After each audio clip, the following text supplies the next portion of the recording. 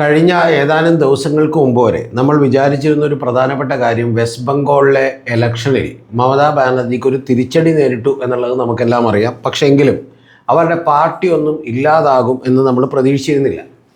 അതിൻ്റെ പ്രധാനപ്പെട്ട കാരണമെന്ന് പറയുന്നത് 208 സീറ്റുകളാണ് കഴിഞ്ഞ തവണ ഇത്തവണ ബി ജെ പിക്ക് കിട്ടിയത്. അതുപോലെ മമതാ ബാനർജിക്ക് കിട്ടിയത് 180 സീറ്റുകളാണ്. അത് പറയുമ്പോൾ തന്നെ ഒരു കാര്യം പറയട്ടെ, കഴിഞ്ഞ തവണത്തെ 77 സീറ്റുകൾ ഉണ്ടായിരുന്നുള്ളൂ. അതിനേക്കാൾ ബി ജെ പി 131 സീറ്റുകൾ കൂടുതൽ പിടിച്ചു. അങ്ങനെയാണ് 208 സീറ്റുകളിലേക്ക് എത്തിയത്. എന്നാൽ കഴിഞ്ഞ തവണ ഉണ്ടായിരുന്ന സീറ്റുകളേക്കാൾ 135 സീറ്റുകൾ കുറവ് കിട്ടിക്കൊണ്ടാണ്, എന്ന് പറഞ്ഞാൽ കഴിഞ്ഞ തവണ 215ഓളം വരുന്ന സീറ്റുകളുണ്ടായിരുന്നു. അതിൽ 135 സീറ്റുകൾ കുറവ് കിട്ടിക്കൊണ്ടാണ് യഥാർത്ഥത്തിൽ 80 സീറ്റുകളിലേക്ക് ഇത്തവണ നമ്മുടെ മമതാ പാർട്ടിയും അതുപോലെ തന്നെ വെസ്റ്റ് ബംഗാളും ഒക്കെ തൃണമൂൽ കോൺഗ്രസും ഒക്കെ തന്നെ എത്തിയത്. കഴിഞ്ഞ തവണ ബി ജെ പിക്ക് കിട്ടിയിരുന്നത് 38.15% വോട്ടുകളായിരുന്നു. പക്ഷേ തൃണമൂൽ കോൺഗ്രസിന് കിട്ടിയത് 48.02 വോട്ടുകളായിരുന്നു. അങ്ങനെയാണ് അവർക്ക് 215 സീറ്റുകൾ കിട്ടിയത്. ബി ജെ പിക്ക് 77 സീറ്റുകളും കിട്ടിയത്. അപ്പോൾ അതിൻ്റെ കൃത്യമായിട്ടുള്ള വോട്ടുകൾ ഞാനിപ്പോൾ നിങ്ങൾ പറഞ്ഞിട്ടുണ്ടെങ്കിൽ ബി ജെ പിക്ക് ഇത്തവണ അവിടെ കിട്ടിയിട്ടുള്ളത് 2,93,74,470 വോട്ടുകളാണ്. 2,93,74,470 വോട്ടുകളാണ്. എന്നാൽ അതേസമയം മമതാ ബാനർജിക്ക് അവിടെ കിട്ടിയത് 2,60,21,160 വോട്ടുകളാണ്. എന്ന് പറഞ്ഞാൽ മമതാ ബാനർജിയും ഏതാണ്ട് ഈ പറയുന്ന ബി ജെ പി രണ്ട് മുന്നണികളും തമ്മിലുള്ള വ്യത്യാസമെന്ന് പറയുന്നത് ഒരു 39 ലക്ഷം വോട്ടുകളുടെ വ്യത്യാസമേ ഉള്ളൂ, 33 ലക്ഷം വോട്ടുകളുടെ വ്യത്യാസമേ ഉള്ളൂ എന്ന് ചുരുക്കം. എന്ന് പറഞ്ഞാൽ വലിയ തോതിലുള്ള തിരിച്ചടി അവിടെ ഉണ്ടായെങ്കിൽ പോലും മമതാ ബാനർജിക്ക് വലിയ വോട്ട് പെർസെൻറ്റേജ് അവിടെ ഉണ്ട് എന്നുള്ളത് ചുരുക്കം തൃണമൂൽ കോൺഗ്രസിന്. ഇപ്പോഴുള്ള പെർസെൻറ്റേജിലേക്ക് വന്നാൽ ബി ജെ പിക്ക് 7.77% വോട്ടുകൾ കഴിഞ്ഞ തവണത്തേനേക്കാൾ കൂടുകയും 45.92% Mamata Banerjee B J P എത്തുകയും ചെയ്തു. 45.92. അപ്പോഴും കഴിഞ്ഞ തവണ മമതാ ബാനർജിക്ക് ഉണ്ടായത് 48% നിങ്ങൾ ആലോചിക്കണം. പക്ഷേ അതിൽ നിന്ന് 7.5% ബി ജെ പിക്ക് മമതാ ബാനർജിക്കും തൃണമൂൽ കോൺഗ്രസിനും കുറഞ്ഞു. അങ്ങനെ അവർക്ക് കിട്ടിയിട്ടുള്ളത് 40.68%. ഈ രാഷ്ട്രീയം എന്ന് പറയുന്നത് കണക്കുകളെക്കാളൊക്കെ അപ്പുറമാണ് എന്ന് നമ്മൾ പലപ്പോഴും പറയും. യഥാർത്ഥത്തിൽ അത് തന്നെയാണ് ഇവിടെ സംഭവിക്കുന്നത്. യഥാർത്ഥത്തിൽ ഒരു 5% വോട്ടുകളുടെ വ്യത്യാസം, അല്ലെങ്കിൽ കേവലം 5%-ൽ താഴെ വരുന്ന മുകളിൽ വരുന്ന വോട്ടുകളുടെ വ്യത്യാസം മാത്രമേ മമതാ ബാനർജിയും അഥവാ ബി ജെ പിയും തമ്മിലുള്ളൂ എന്നുള്ളതാണ് വാസ്തവം. അല്ലെങ്കിൽ തൃണമൂൽ കോൺഗ്രസും ബി ജെ പിയും തമ്മിലുള്ളൂ. പക്ഷേ അടപടലം തൃണമൂൽ കോൺഗ്രസ് തകർന്നിരിക്കുകയാണ് എന്നുള്ളതാണ് വാസ്തവം. കോൺഗ്രസ് ബംഗാളിലെ ഒരു സ്വഭാവം നമ്മൾ രൂപീകരിച്ചാൽ ഇതിൽ വലിയ അത്ഭുതമൊന്നുമില്ല. കാരണം 1947 മുതൽ ഏതാണ്ട് 67 വരെ അവിടെ കോൺഗ്രസ് ഭരിച്ചിരുന്നു. അതിനുശേഷം ഒരു 10 കൊല്ലം ചില കൊളീഷൻ ഗവൺമെൻറ്റുകളുടെയൊക്കെ ഭരണമുണ്ടായിരുന്നു. ആ ഭരണത്തിന് ശേഷം നമുക്കറിയാം പിന്നീട് ഒരിക്കലും കോൺഗ്രസിന് അവിടെ അധികാരത്തിലേക്ക് തിരിച്ചു വരാൻ കഴിഞ്ഞിട്ടില്ലെന്ന് മാത്രമല്ല, കോൺഗ്രസിന് വളരെ കുറഞ്ഞ പെർസെൻറ്റേജ് ഓഫ് വോട്ടുകൾ മാത്രമാണ് അവിടെ കിട്ടിയിട്ടുള്ളത് എന്നുള്ളത് നമുക്കറിയാം. അപ്പോൾ അതിനുശേഷം പിന്നീട് 1977 അടിയന്തരാവസ്ഥയ്ക്ക് ശേഷം യഥാർത്ഥത്തിൽ 34 കൊല്ലം ഭരിച്ചത് CPM ആണ്, കമ്മ്യൂണിസ്റ്റ് പാർട്ടിയാണ്. ആ കമ്മ്യൂണിസ്റ്റ് പാർട്ടികൾ അവിടെ ഭരിക്കുമ്പോൾ അവിടെ 30% കമ്മ്യൂണിസ്റ്റ് പാർട്ടി 2011 പരാജയപ്പെടുമ്പോൾ പോലും 30% വോട്ടുകൾ CPM-നും കമ്മ്യൂണിസ്റ്റ് പാർട്ടിക്കും ഇടതുപക്ഷത്തിനും അവിടെ ഉണ്ടായിരുന്നു. ഈ 9.9% വോട്ടുകൾ യഥാർത്ഥത്തിൽ അവിടെ കോൺഗ്രസിനും ഉണ്ടായിരുന്നു ആ സമയത്ത് നിന്ന് ആലോചിച്ച് നോക്കണം. എന്ന് പറഞ്ഞാൽ പ്രതിപക്ഷ പാർട്ടികളൊക്കെ ചേർത്ത് വച്ചിട്ടുണ്ടെങ്കിൽ യഥാർത്ഥത്തിൽ ഒരു 40% വോട്ടുകൾ ഉണ്ടായിരുന്നു. പക്ഷേ അതേസമയം അവിടെ തൃണമൂൽ കോൺഗ്രസ്സിന് വലിയ ഭൂരിപക്ഷം കിട്ടിയിരുന്നു. തൃണമൂൽ കോൺഗ്രസ് അധികാരത്തിലേക്ക് എത്തിയിരുന്നു. അപ്പോൾ എന്നിട്ട് പോലും ഈ പറയുന്ന പാർട്ടികൾ 30% വോട്ടുകൾ ഉണ്ടായിട്ട് പോലും പിന്നീട് CPM അവിടെ അടപടലം തകർന്നു പോരുകയാണ് ഉണ്ടായിട്ടുള്ളത്. എന്ന് പറഞ്ഞാൽ പലപ്പോഴും അവിടെയുള്ളൊരു കാര്യമെന്ന് പറയുന്നത് ഈ ഗുണ്ടകളും അതുപോലെ തന്നെ ലോക്കൽ ഗുണ്ടകളും ഒക്കെ തന്നെയാണ് അധികാരത്തിലിരിക്കുന്ന പാർട്ടിയുടെ ആളുകളായി വന്നുകൊണ്ട് ഒരു പ്രദേശത്ത് വിഹരിക്കുന്നത് എന്നുള്ളതാണ് വാസ്തവം. അങ്ങനെ ലോക്കൽ കമ്മിറ്റി ഓഫീസിൽ ഗുണ്ടകളെ നിയന്ത്രിക്കുകയും അവർ ഗ്രാമങ്ങളൊക്കെ നിയന്ത്രിക്കുകയും ചെയ്യുന്ന പണിയാണ് ചെയ്തുകൊണ്ടിരുന്നത്. അപ്പോൾ ആ പണികളിലെ ഭാഗമായിട്ട് എന്ത് സംഭവിക്കുന്നു വെച്ചാൽ കോൺഗ്രസ് തകർന്നു കഴിഞ്ഞാൽ കോൺഗ്രസ് ഒരു തെരഞ്ഞെടുപ്പിൽ പരാജയപ്പെടുകയല്ല ചെയ്യുന്നത്, കോൺഗ്രസ് അവിടെ ഇല്ലാതാകുന്നു എന്നുള്ളൊരവസ്ഥയാണ്. പിന്നെ ഓടിച്ചിട്ട് അടികൊള്ളുന്നു എന്ന് പറയുന്നൊരു അവസ്ഥയാണ് വെസ്റ്റ് ബംഗാളിലുള്ളത്. അതേപോലെ തന്നെ CPM ഇല്ലാതായപ്പോഴും CPM-ൻ്റെ ഓഫീസുകളൊക്കെ തന്നെ പിറ്റേ ദിവസം തന്നെ തൃണമൂൽ കോൺഗ്രസിൻ്റെ ഓഫീസുകളായി മാറി.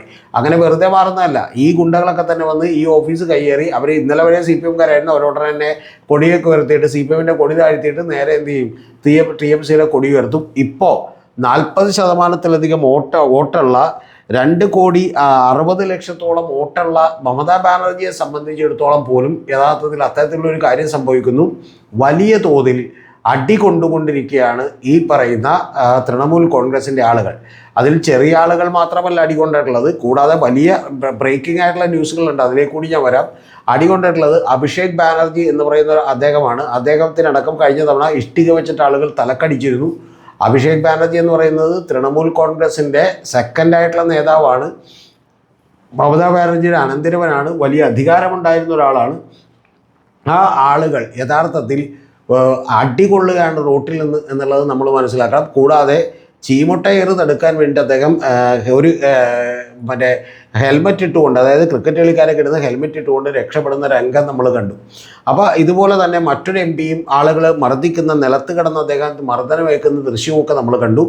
അതിനുശേഷം ഈ അഭിഷേക് ബാനർജിക്ക് ഒരു ഹോസ്പിറ്റലിൽ ചെന്നപ്പോൾ ചികിത്സ പോലും നിഷേധിച്ചു. നിങ്ങളൊന്ന് ആലോചിക്കണം, ഇന്നലെ വരെ അദ്ദേഹം രാജാവായിരുന്നു. ചെന്നിട്ടുണ്ടെങ്കിൽ ഏത് ഹോസ്പിറ്റലായാലും VIP ട്രീറ്റ്മെൻറ്റ് കൊടുക്കുമായിരുന്നു. പക്ഷേ ചികിത്സ വരെ നിഷേധിച്ചു. ഒരു സൂപ്രണ്ട് യഥാർത്ഥത്തിൽ സൂപ്രണ്ടിനെ വന്ന് മമതാ ബാനർജി കൊങ്ങൊക്കെ പിടിച്ച് നിർബന്ധിച്ച് ചികിത്സ കൊടുപ്പിക്കുന്നതൊക്കെ കണ്ടു. അപ്പോൾ ഇത്തരത്തിൽ വളരെ വ്യാപകമായ തോതിൽ പലപ്പോഴും ബംഗാളിൽ കാണുന്ന ഒരു പരിസ്ഥിതി എന്താണെന്ന് വെച്ചിട്ടുണ്ടെങ്കിൽ, അവിടെ ഒരു തെരഞ്ഞെടുപ്പിൽ ഒരു പാർട്ടിയെ തോൽപ്പിക്കുകയല്ല ജനങ്ങൾ ചെയ്യുന്നത്.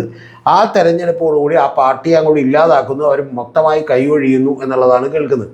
അപ്പോൾ അത് തന്നെ ഇവിടെയും സംഭവിച്ചുകൊണ്ടിരിക്കുന്നു എന്നുള്ളതാണ് നമ്മൾ മനസ്സിലാക്കേണ്ടത്. ഇപ്പോൾ ഏറ്റവും ഒടുവിൽ കേൾക്കുന്ന പ്രധാനപ്പെട്ട കാര്യമെന്ന് പറയുന്നത് 58 പേരടങ്ങുന്ന 80 പേരാണ് ആകെ മമതാ ബാനർജിയുടെ നേതൃത്വത്തിൽ ജയിച്ചിട്ടുള്ളത്. പക്ഷേ 58 പേർ ആ MLA-മാർ കൂറുമാറാൻ തയ്യാറായി നിൽക്കുന്നു. അവർ യഥാർത്ഥത്തിൽ രഥപ്രതാപ് ബാനർജി എന്ന് പറയുന്ന പണ്ട് CPM-ൽ നിന്ന് വിട്ടുപോന്നിട്ടുള്ള നേതാവിനെ പ്രതിപക്ഷ നേതാവായി തീരുമാനിച്ചിരിക്കുന്നു എന്നുള്ളതാണ്. അതിൻ്റെ കത്ത് കൊടുത്തിരിക്കുന്നു. കത്ത് കൊടുക്കുമ്പോൾ പറയുന്നത് പാർട്ടി നേതാവ് മമതാ ബാനർജിയാണ്, പക്ഷേ ഞങ്ങളുടെ പ്രതിപക്ഷ നേതാവ് രഥപ്രതാപ് ബാനർജിയാണെന്നുള്ളതാണ്.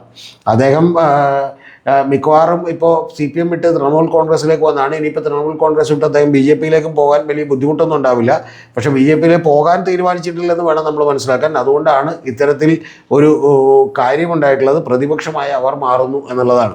അപ്പോൾ അതിനു മുമ്പ് തന്നെ ഈ സോഹൻ ദേവ് ചതോപാധ്യായെ ബംഗാളിലെ പ്രതിപക്ഷ നേതാവായിട്ട് തിരഞ്ഞെടുത്തിരുന്നു. അദ്ദേഹത്തെ അംഗീകരിക്കാൻ ഞങ്ങൾ തയ്യാറല്ല എന്നുള്ളതാണ് പറഞ്ഞേക്കുന്നത്. അപ്പോൾ ഇതിൻ്റെ ഭാഗമായി മമതാ ബാനർജി ഒരിക്കൽ കൂടി തകരുന്നു എന്നുള്ളതാണ് നമ്മൾ മനസ്സിലാക്കേണ്ടത്. മമതാ ബാനർജിയുടെ യുഗം കഴിയുന്നു എന്നുള്ളതാണ്. ഇനി മമതാ ബാനർജി ഇതിനെയൊക്കെ എങ്ങനെ നേരിടും എന്ന് നമുക്കറിയില്ല. ഇന്ന് ഏറ്റവും ഒടുവിൽ ഞാൻ ഈ വീഡിയോ എടുക്കുന്നതിന് മിനിറ്റുകൾക്ക് മുമ്പ് മമതാ ബാനർജി തൻ്റെ എല്ലാ പാർട്ടി ഘടകങ്ങളെയും തന്നെ പിരിച്ചുവിട്ടിരിക്കുന്നു എന്ന് പറഞ്ഞാൽ ഏതാണ്ടൊരു പതനം പൂർത്തിയായിരിക്കുന്നു എന്നുള്ളതാണ്. കൂടാതെ ഇവരുടെ ഒപ്പം നിന്നിരുന്ന 28ഓളം വരുന്ന MP-മാരുണ്ട്. MP-മാരിൽ 6 പേര് മാത്രമേ മമതാ ബാനർജിയുടെ കൂടെയുള്ളൂ. കഴിഞ്ഞ ദിവസം തന്നെ മമതാ ബാനർജി ഒരു യോഗം വിളിച്ചിട്ട് പോലും 20 പേരെ വന്നുള്ളൂ. അതൊന്നും ബംഗാളിൽ ഒട്ടും സാധാരണമായിട്ടുള്ളൊരു കാര്യമല്ല. അപ്പോൾ ഏതാണ്ട് തകർന്നിരിക്കുന്നു. ഇതിനെല്ലാറ്റിനും ഉപരി ഇന്ന് ഈ വീഡിയോ എടുക്കുന്നതിന് ഏതാനും മിനിറ്റുകൾക്ക് മുമ്പ് അഭിഷേക് ബാനർജിയുടെ വീട്ടുകളിലേക്ക് ED ഉദ്യോഗസ്ഥന്മാർ റെയ്ഡിനെത്തിയിരിക്കുന്നു എന്ന് പറഞ്ഞാൽ തൃണമൂൽ കോൺഗ്രസിൻ്റെ കാലം ഏതാണ്ട് കഴിയുകയാണ്. അല്ലെങ്കിൽ തൃണമൂൽ കോൺഗ്രസിൽ നിന്ന് മമതാ ബാനർജിയുടെ കാലമെങ്കിലും കഴിയുകയാണ്. രഥപ്രതാപ് ബാനർജിയുടെ നേതൃത്വത്തിലുള്ള ഒരു തൃണമൂൽ കോൺഗ്രസ് ആയിരിക്കും ഇനി അധികാരത്തിലേക്ക് എത്തുക. BJP-യെ സംബന്ധിച്ചിടത്തോളം BJP ഇപ്പോൾ ആ MLA-മാരെയൊന്നും തങ്ങളുടെ ഒപ്പം കൂട്ടണ്ട എന്ന് വിചാരിച്ചിട്ടാണെന്നാണ് ഞാൻ വിചാരിക്കുന്നത്. അതൊരു തന്ത്രം കൂടിയാണ്. കാരണം അവിടെ ഒരു പ്രതിപക്ഷം ഉണ്ടായിക്കോട്ടെ, പ്രതിപക്ഷത്തിൻ്റെ സ്ഥാനത്തേക്ക് മമതാ ബാനർജി വേണ്ട. മമതാ ബാനർജി ഇവരെയും കൂടി കൂടെ കൂട്ടിയിട്ടുണ്ടെങ്കിൽ വേറെ ഏതെങ്കിലും പ്രതിപക്ഷം ഉയർന്നു വരാനോ അല്ലെങ്കിൽ മറ്റാർക്കെങ്കിലും CPM-നെ പോലെയോ അല്ലെങ്കിൽ അതുപോലെയുള്ള ഇടതുപക്ഷ കക്ഷികളൊക്കെ ഉയർന്നു വരാനുള്ള സാധ്യതകളുണ്ട്. ആ സാധ്യതകളുള്ളത് കൊണ്ട് തന്നെ ഇത്തരം ഒരു പണിക്ക് പോകേണ്ടതില്ല എന്ന് BJP കൂടി തീരുമാനിച്ചതിൻ്റെ അടിസ്ഥാനത്തിലായിരിക്കും ഞാൻ വിചാരിക്കുന്നത് ഇത്തരം കരുത്തോട് കൂടിയിട്ടുള്ള ഒരു തീരുമാനം എടുത്തിട്ടുള്ളത്. അതുകൊണ്ട് കൂടിയാണ് അവർ ഇത്തരത്തിൽ സ്ട്രോങ് ആയിട്ട് മമതാ ബാനർജിക്ക് നിലനിൽക്കുന്നത്. രാഷ്ട്രീയത്തിലും സിനിമയിലും ജീവിതത്തിലുമെല്ലാം പ്രധാനപ്പെട്ടൊരു കാര്യം ഇതാണ്. നിങ്ങളുടെ കയ്യിൽ അധികാരമുള്ളപ്പോൾ, നിങ്ങളുടെ കയ്യിൽ എല്ലാം ഉള്ളപ്പോൾ എല്ലാം നിങ്ങൾക്ക് അനുകൂലമായി സംഭവിക്കും. പക്ഷേ ജീവിതത്തിൽ ഇന്ന് വരെ നേരിടാത്ത ഒരു പ്രതിസന്ധിയാണ് ഈ പ്രായമേറിയ അവസ്ഥയിൽ മമതാ ബാനർജി നേരിടുന്നത്. പക്ഷേ അവരുടെ പോരാട്ട വീര്യത്തിനെ എത്രത്തോളം തകർക്കാൻ പറ്റുമെന്ന് നമുക്കറിയില്ല. പക്ഷെ ഒരു കാര്യം ഇമ്പോർട്ടൻ്റ് ആണ്, കൂടെ നിൽക്കാൻ ആളില്ലാത്ത വളരെ ശോചനീയമായിട്ടുള്ള ഒരു പാർട്ടിയായി മമതാ ബാനർജി മാറിയിരിക്കുന്നു. തൃണമൂൽ കോൺഗ്രസ് അവസാനിച്ചാലും ഇല്ലെങ്കിലും മമതാ ബാനർജി യുഗം ഏതാണ്ട് അവസാനിക്കുന്ന ലക്ഷണങ്ങളാണ് അവിടെ കാണുന്നത്. കൂടാതെ അഭിഷേക് ബാനർജിയുടെ വീട്ടിലേക്ക് എൻഫോഴ്സ്മെൻറ്റ് ഡയറക്ടറേറ്റിൻ്റെ ഉദ്യോഗസ്ഥർ കൂടി എത്തുന്നു എന്ന് പറയുമ്പോൾ പതനം ഏതാണ്ട് പൂർത്തിയാകുന്നു എന്നുള്ളതാണ്. ഇതിൽ മറ്റൊരു പ്രധാനപ്പെട്ട കാര്യം കൂടിയുണ്ട്. അത് CPM-ൻ്റെ ഒരു തിരിച്ചുവരവുണ്ടാകുമോ എന്നുള്ളതാണ്. അത് നമുക്ക് അടുത്ത വീഡിയോയിൽ ഒന്ന് ഡിസ്കസ് ചെയ്യാം. ഏറ്റവും പ്രധാനപ്പെട്ട കാര്യം, മമതാ ബാനർജിയും തൃണമൂൽ കോൺഗ്രസും വലിയ പ്രശ്നത്തിലാണ്. ഒരുപക്ഷെ മമതാ ബാനർജിയുടെ നിന്ന് തൃണമൂൽ കോൺഗ്രസ് കൈവിട്ട് പോയേക്കാം.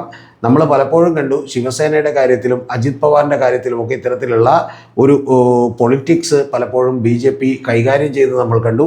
അത് തന്നെ മമതാ ബാനർജിയെ തീർക്കാൻ തീരുമാനിച്ച BJP അതിൻ്റെ ഏറ്റവും അവസാനത്തെ കടക്കൽ കൂടി കത്തിവെച്ചിരിക്കുന്നു എന്നുള്ളതാണ് ഏറ്റവും പുതിയ കാര്യം.